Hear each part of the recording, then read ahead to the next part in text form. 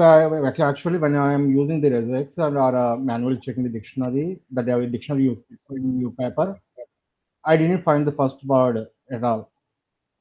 Yeah. How did you come up with that first sign? Right. So the first sign is a soma jar, in which you drink the soma cup.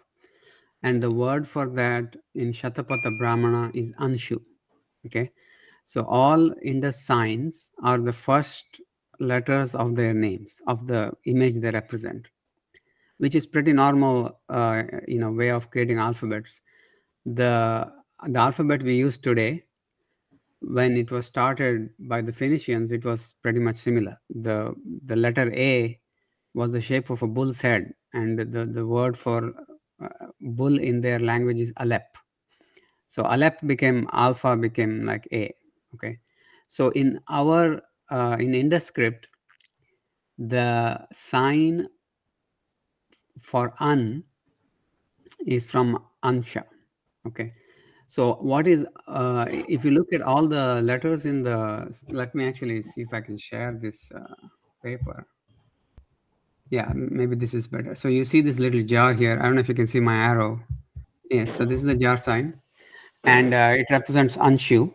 And it's Anuswara. And Anuswara is essentially pronounced as the definition of that is a post-vocalic nasalization, which means you say the consonant, you say the vowel, and then you have a nasal, release. So it would be just sound like an, okay? When Anuswara is at the end of the word, you close your mouth, so it will sound like okay? So it's actually not ma. Ma is not the same as Anuswara. Anuswara is post-vocalic nasalization. So so for example, the name Sinha, it actually is what you would call Simha today, but it's really pronounced Sinha. So the letter, the sign stands for the sound an, and it also is used for Anuswara because that's its real representation. So you see both an and here. I don't know if you can see this, but there is an and here. Those are what the values of the sign are. When you have the word ananam is actually a anuswara ending of anana. Anana means face. Okay. So I think I have it here, the first sign. Yeah, I've described it here. From the dictionary regex, we get ananan representing ananam. So this ananam is you in the dictionary you'll only have anana because dictionaries do not contain conjugated forms. Sorry, the declined and conjugated forms. So for example, if there's a word Rama, it has many different declensions. So it has Prathama Vibhakti, Dvitiya Vibhakti, and so on. So Prathama Vibhakti of Rama is Ramaha, Dvitiya is Ramam, Tritiya is Ramena.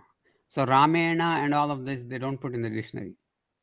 But when you write the text in an inscription, you have to decline it. You have to give the proper vibhakti for it to have meaning. So in this particular inscription, they have written anana in the Dvitiya Vibhakti, second Vibhakti, which is accusative. And that they have done using as a anuswara. So ananam is present as accusative form, which is not in the dictionary. So you have to add that to the dictionary, or you can only match the only the stem of it. So that's essentially what it is. In so let me see if I can change the tab here. I have a small question regarding this. Can I ask? Yes, please. Yeah, you said anana, right? But it should be anana, right? I mean, it should be anana according to Sanskrit. Face is the face. Anana gives us something different meaning. Okay, anana is the face. So how do you differentiate between a and a, shorter vowel and a longer vowel? So how do you Right. differentiate between the both? So the meaning of anana is the living one. It's not face, which is anana, but anana means the living one. It's attached in nirukta. So that is anana, which means breathing or living. So the the one who breathes. So ananam is a word for the living God. Okay, so So, that's essentially it. And if you have a Dvitiya Vibhakti of it, will be ananam. so you mean to say that you didn't derive this on using cryptographic techniques? I don't understand because I thought I'm expecting something logic like you mentioned in the millennium or something like that. But you are saying that some grammatically it Right. happened. So no, it's simpler than that. So in a cryptogram, when you have a dictionary, you can get because you don't have everything in the dictionary, you don't have declined forms. So okay, so you have to understand the difference between the English dictionary and a Sanskrit dictionary or any of these Indian dictionaries. In an English dictionary, there are very few declined forms because English is what's called an analytical language. Okay, so there is no such thing as Dvitiya Vibhakti or anything like that. They use prepositions. They say off, to, by instead of Ramena, Ramasya. They don't have that. So in an English dictionary, you have all the you can put all the words, and even when you have verb forms, there's very simple things like go and going. They can put both in the dictionary. In a Sanskrit dictionary, if you try to create all the forms, it will become billions of words. So you cannot put all the words in a Sanskrit dictionary. Okay, it is just not practical. So what you have to do when you do the cryptogram method on a Sanskrit dictionary is, if you go into a dead end, let me try to see if I can share that. Yeah, how did So you take into consideration all the different types of declensions, and there are conjugations and nominal right, derivatives and everything else, right? yeah. So I have described it here in section 2.10.3. Essentially, when you have so I was lucky that many of the forms of the words were in vocative. Okay, vocative form is what's in the dictionary. So when I was first going through the cryptographic method, I could find a lot of matches, and I could figure out that this is what the structure is, and so on. And then when I occasionally get into a place where there is a accusative or something like that, I could add it to the dictionary. Okay, so so there is this whole section on false negatives and false positives. A false negative is you go into a dead end, like you're discussing why ananam is not there in the dictionary. That's a false negative.